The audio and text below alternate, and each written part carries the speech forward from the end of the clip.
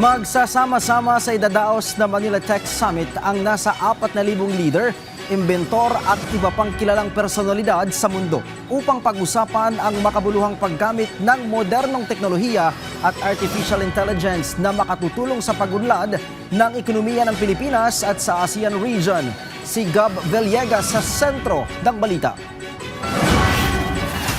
Nakatakdang idaos sa bansa ngayong Hulyo ang Manila Tech Summit na siyang pinakamalaking fintech at digital economy sa bansa. Tinatayang 4,000 global leaders, policymakers, regulators, innovators, investors at technology pioneers mula sa ASEAN at iba pang mga bansa ang inaasahang magtitipon-tipon sa nasabing summit. Ayon sa founding chairperson ng Fintech Alliance PH na si Lito Villanueva, layo ng nasabing summit na patibayin pa ang mahalagang papel ng Pilipinas bilang convening hub para sa digital future ng ASEAN.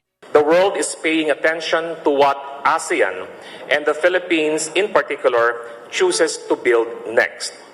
Para kay Department of Trade and Industry Secretary Maria Cristina Roque, mahalaga ang pagkakaroon ng digital economy sa bansa para mapaganda ang mga negosyo at industriya. Gayun din ng mga micro, small, medium enterprises na mapaganda ang market access, makaakit ng mas maraming namumuhunan at makalikha ng mas marami pang trabaho.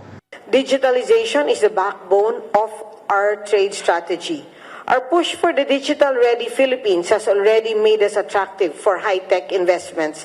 From hyperscale data centers to green manufacturing, global investors are choosing the Philippines because we are building the infrastructure of tomorrow. Isa rin sa mga prioridad ng Pilipinas bilang chair ng ASEAN ngayong taon ay ang paglagda sa ASEAN Digital Economy Framework Agreement o DEFA. Ayon pa sa kalihim, mabilis na umuusad ang mga negosasyon at inaasahan na posibleng malagdaan ng ASEAN member states ang DEFA pagsapit ng Nobyembre. We want every Filipino to benefit from the opportunities of the digital economy. Not only large companies in Metro Manila, but also MSMEs, startups, farmers, and young entrepreneurs across the region.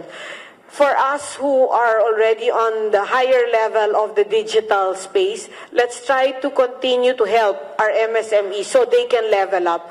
Because most of them are still hesitant to really use the digital space. So let's continue to mentor them, not just in NCR, but actually all over the country, so they can also level up as quickly as they need to. Because for ASEAN, especially when DEFA is implemented, this will really open now the digital space all across ASEAN. Tatlong free trade agreement ang patuloy rin na tinatrabaho ngayon ng Pilipinas na maisakatuparan. Ito ay ang Free Trade Agreement sa pagitan ng Pilipinas at ng European Union, Free Trade Agreement sa pagitan ng Pilipinas at Chile at Free Trade Agreement sa pagitan ng Pilipinas at Canada. Sa pamamagitan nito, lalo pang lalawak ang market access ng Pilipinas pagdating sa mga exports o mga iniluluwas nitong mga produkto. Bukod pa sa DEFA, nakatuon rin ang mga pag-uusapan sa summit sa agentic AI at intelligent automation, stablecoins at cross-border finance, seamless digital payments, cybersecurity at digital resilience, at data governance at digital infrastructure.